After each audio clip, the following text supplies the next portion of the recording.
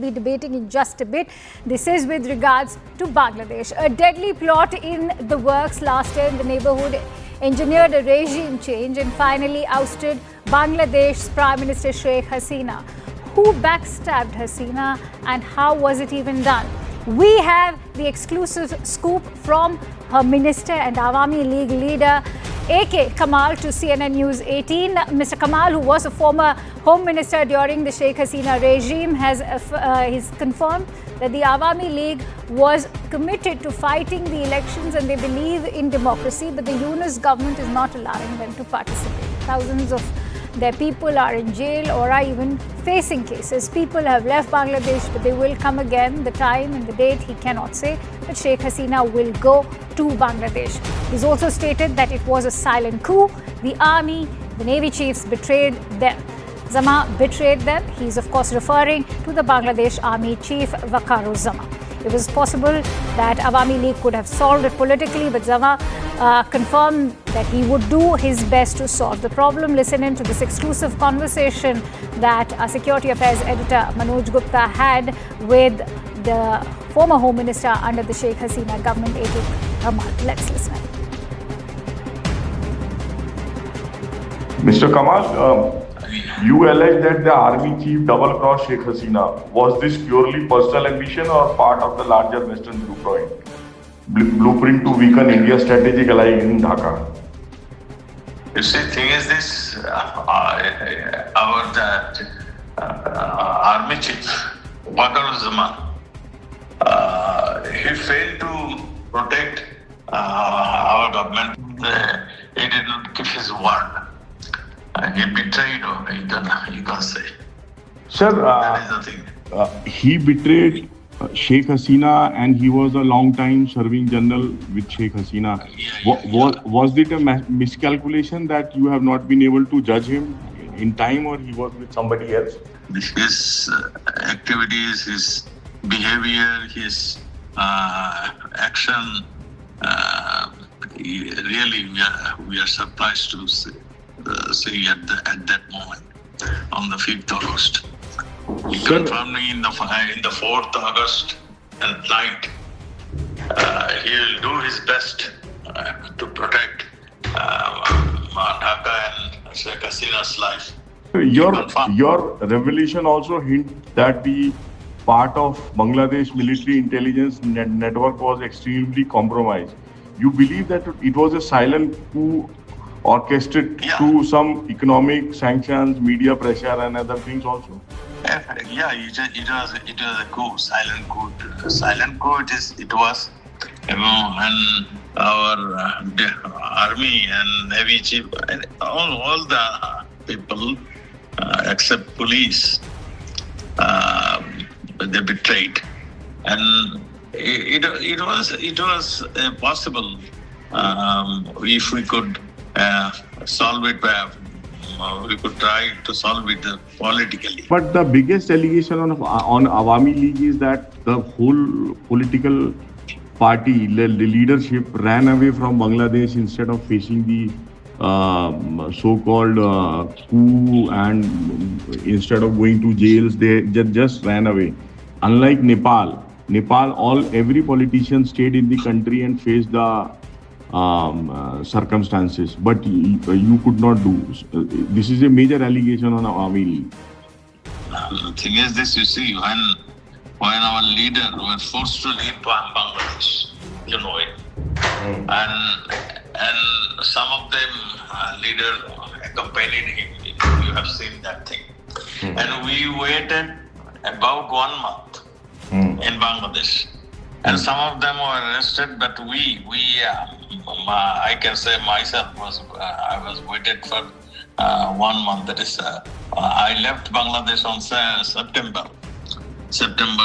mid-September.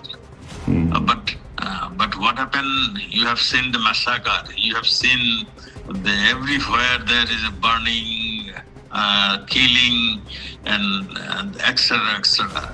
And especially Awami League's leaders' houses were burned by the opposite party, that is BNP and others. They were also involved in this coup.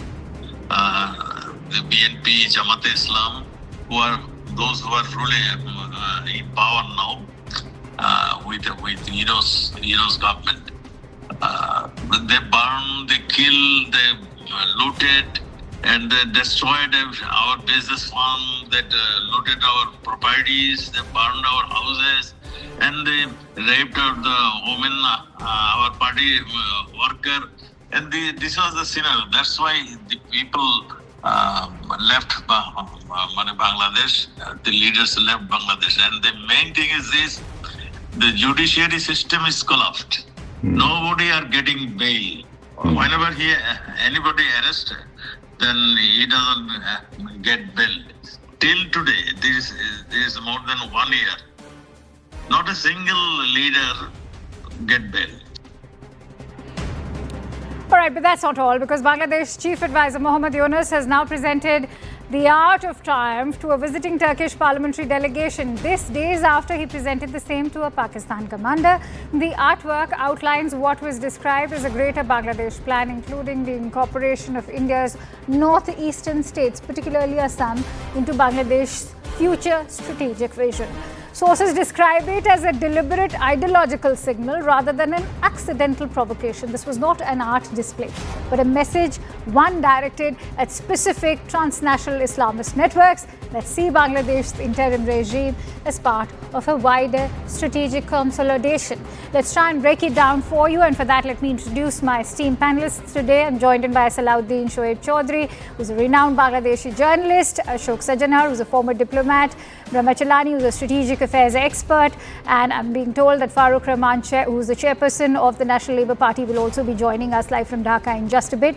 But Shoaib Chaudhry, please help me understand, who is the CIA stooge, if one were to go by what the former Home Minister of Bangladesh is claiming, because for the longest time it was believed that it's Mohammad Yunus who was in the pockets of CIA, and today these revelations have just turned the tables around.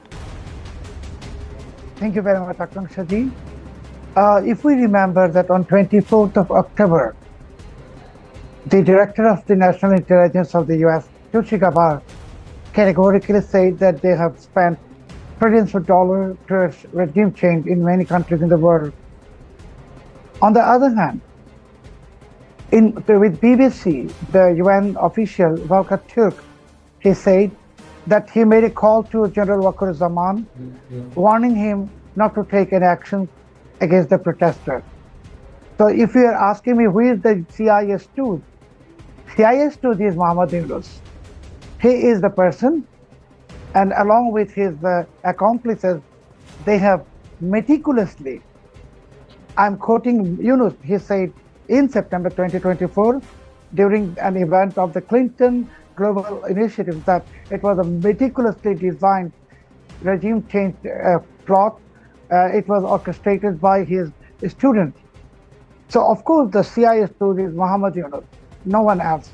And we all know who Mohammad Yunus is. And just now I was watching to the interview of the former Prime Minister. I mean, this allegation, in my opinion, this is a mere witch hunt, because General Waker-uz-Zaman was under pressure from the United Nations not to take any action against the protesters. And if should Mohammad Waker-uz-Zaman be the CIA stooge, then he would have taken power on the 5th of August last year. It never happened, Akanksha ji. So in my opinion, the CIA stooge is no one else but Mohammad Yunus himself. Professor Chalani, I want to quickly bring you in on the changing dynamics. For the longest time, it is the Yunus regime which is being accused of, changing the entire sort of polity in Bangladesh, especially when it comes to including the Islamic forces, giving this new Islamic nation look to Bangladesh. Waker-uz-Zaman was believed to be, or is still rather believed to be, at loggerheads with Mohammad Yunus. What do you make of these charges at a time when they can't see eye to eye? Akanksha, it's true that Yunus is presiding over a state-backed Islamist resurgence. The overthrow of Hasina was achieved largely with the muscle power of the Islamists. The students were just the cover for what was an Islamist, military-backed coup against Hasina. Ever since the regime change in Bangladesh, General Zaman, the army chief, has remained the power behind the throne. Yunus cannot stay in office without General Zaman supporting him. The problem is this, that both Yunus and Zaman have the backing of the US. They may not see eye to eye on some issues, but by and large, they are together. It was General Zaman who helped install Yunus. Zaman helped handpick the key members of Yunus's cabinet. And even though in more recent weeks, Yunus has tried to walk an independent line on elections, he has still to announce an election date, even though General Zaman had been pressing him to hold elections by the end of this year. But Yunus said that he needs more time to hold the elections. Now he said maybe in February, but still no firm date has been set. So we should not think that there is some kind of a feud between Zaman and Yunus. The fact is that Yunus remains in office largely because of Zaman, because the army is backing the interim government. Ambassador Sajjan, take this forward because it all circles back to the CIA presence, and you're not just looking at Bangladesh, you're looking at Nepal, you're also looking at, say, Sri Lanka and other parts in India's neighborhood. Many are saying that this is also their way to counterbalance powers, not just Modi in India or say even the Chinese President Xi Jinping in China. How is India to then engage itself with a changing dynamics with the United States under a whimsical president like Donald Trump? Yeah, thank you very much, Akansha. I will not focus on what has happened in Nepal, what has happened in Sri Lanka, because I think in all these cases, these two cases, and in Bangladesh, the circumstances have been a little different. So I think we really need to focus on them one by one. But since the subject of today is Bangladesh, I will share my thoughts on what has happened in Bangladesh and what is transpiring there since last August. I think that is an incontrovertible fact that Mohammed Yunus has been supported by the CIA, by the Americans. Number two, it has been known for quite some time, even before Mohammed Yunus came in, even before the 5th of August, that the Americans were not happy with Sheikh Hasina. And they thought that, she was not, and there are, umpteen number of examples I could give. But, maybe we don't have the time today to go into it. But I know that, during several of my own visits to Bangladesh, just before this, starting from 2021 onwards, and it was made patently clear by the Americans, by the American ambassador who was there, that they wanted Sheikh Hasina out.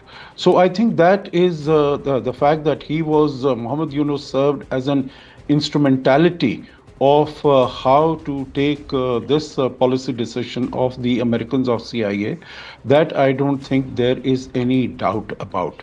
Now, as far as Waker-uz-Zaman is concerned, we've seen that there have been sort of, some points of friction between Waker-uz-Zaman and, the army chief and Mohammed Yunus.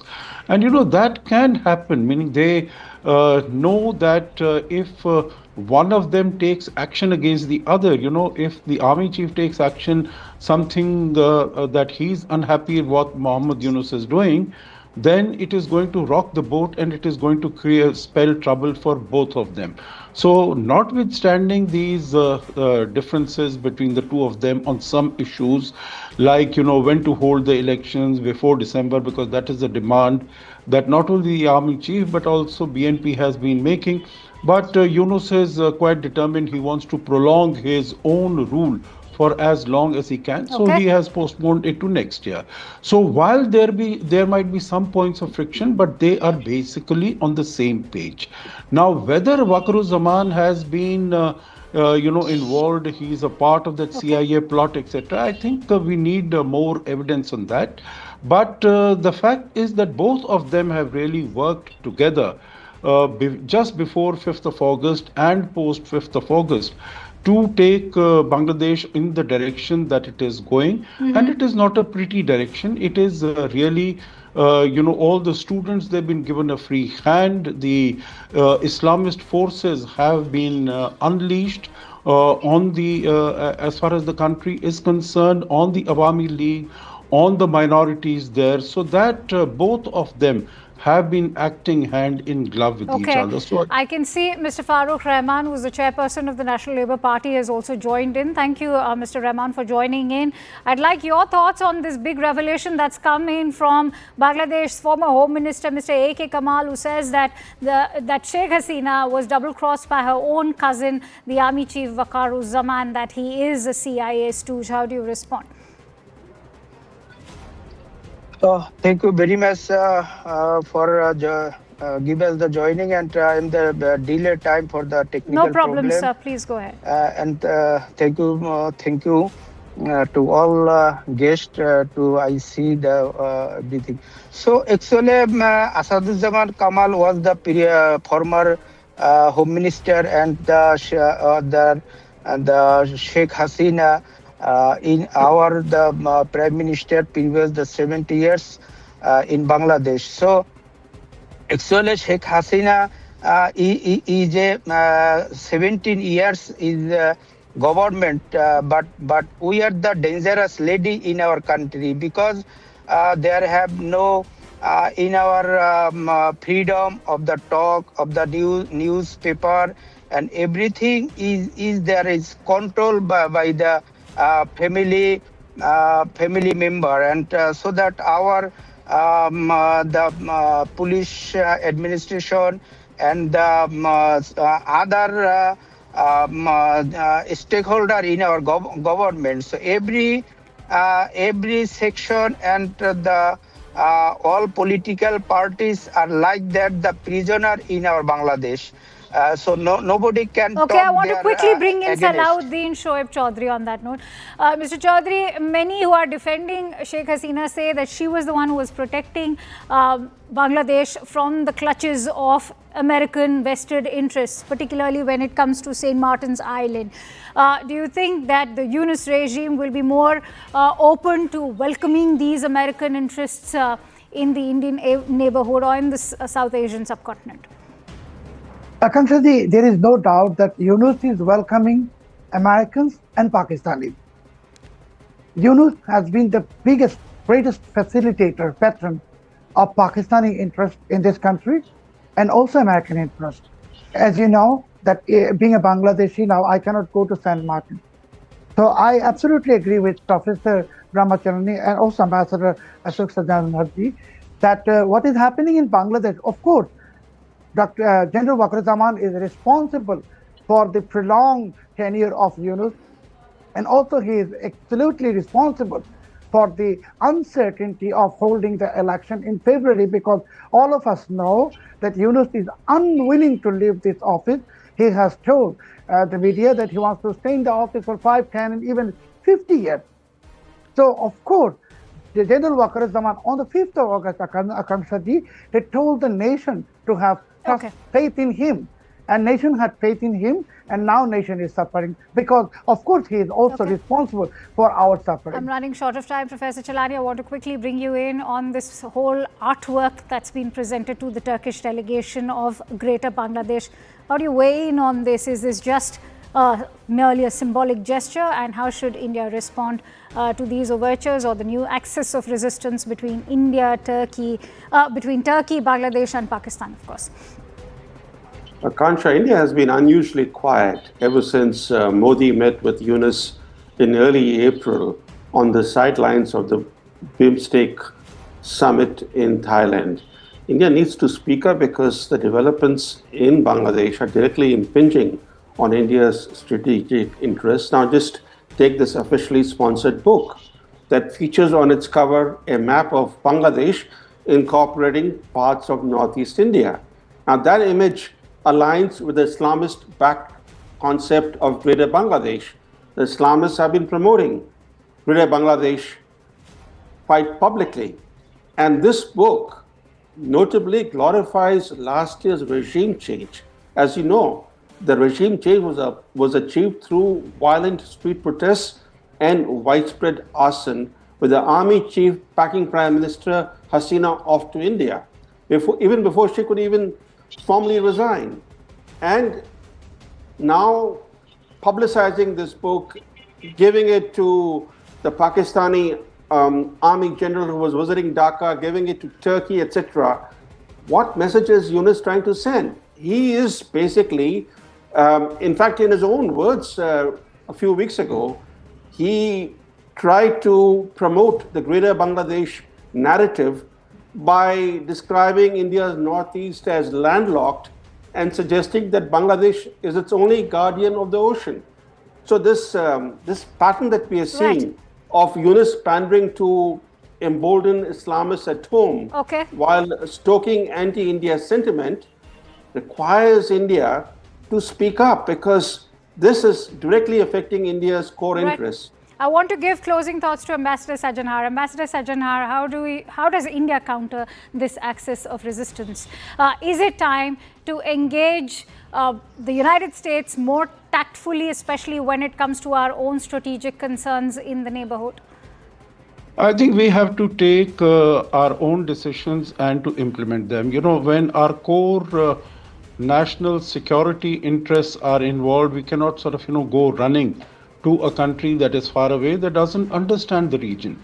And we have seen that, the way they have acted in Bangladesh, and whatever, although there are differences in Nepal and Sri Lanka and whatever their role might have been there, they don't understand this region. So I think we have to take care of our own security, and we have to send out a very strong and a clear message to Bangladesh that it certainly is not working out diplomatically, Ambassador Sajanhar. I think something strong has to be, meaning at levels of defense. Do you think that the strategy that we've adopted with Pakistan should be replicated on the eastern border as well? I think it has to be a calibrated approach, and we have to send out this very clear message that Bangladesh, by actions of this nature, it is playing with fire. It is shooting itself in the foot if we sort of, continues on actions, because it is not the northeast of India that is landlocked. It is Bangladesh itself which is surrounded on three sides by India, more than three sides by India, and even it is access to the sea also, it is very vulnerable. So I think it has to think 10 times, not once, think 10 times before it indulges in actions of this nature. All right, many thanks to you, gentlemen. It was a pleasure to have you here on The Right Stand. Thank you very much. That's all I have for our viewers in this edition of The Right Stand. Thank you so much for watching.